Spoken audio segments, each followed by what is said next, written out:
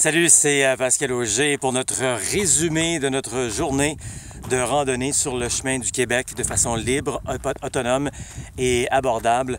Le secteur qu'on a découvert maintenant, qu'on a marché, l'étape entre Rivière-du-Loup et Saint-Épiphane. De toute beauté, on commence à Rivière-du-Loup sur le bord du fleuve, juste à l'arrivée du traversier.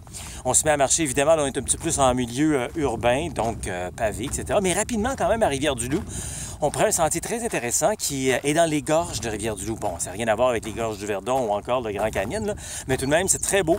Forêt, un petit sentier dans le bois. On passe à côté de la chute de la Rivière-du-Loup, c'est très impressionnant aussi.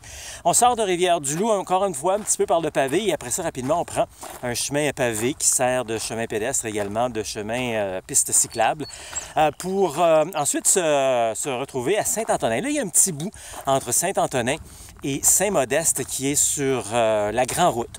On doit partager. C'est un des défis que l'endroit devra peut-être dans les prochaines années là, améliorer pour que ce soit plus facile, mais il n'y a pas énormément de chemin dans le coin, donc on n'a pas énormément de choix. On passe par là, peut-être un 5 km environ. Et ensuite, on tombe sur les petits chemins de terre juste à l'arrivée de Saint-Modeste. Les petits rangs tranquilles, magnifiques encore une fois. On arrive à Saint-Modeste, l'église perchée sur une colline, magnifique vue aux environs. On peut voir le fleuve au loin, les montagnes de Charlevoix de l'autre côté. On continue après Saint-Modeste, vraiment là, dans les petits rangs. Chemin de terre pour ensuite arriver à Saint-Épiphane pour notre journée. Évidemment, ça, c'est un trajet là, que je viens de parler à peu près 30 km.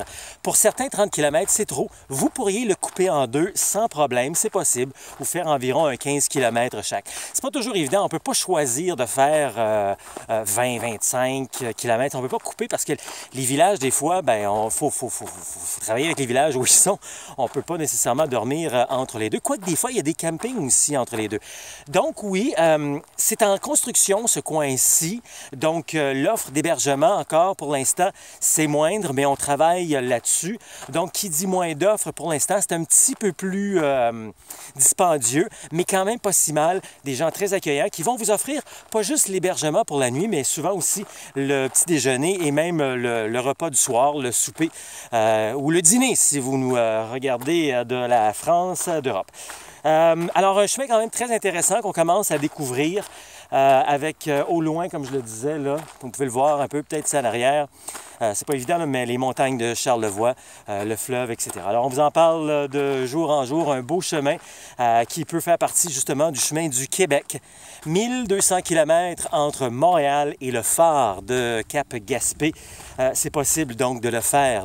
C'est possible de faire au Québec Compostelle de façon libre, autonome et abordable. Alors, si ça vous tente d'en savoir davantage, vous pouvez également suivre la page Québec Compostelle.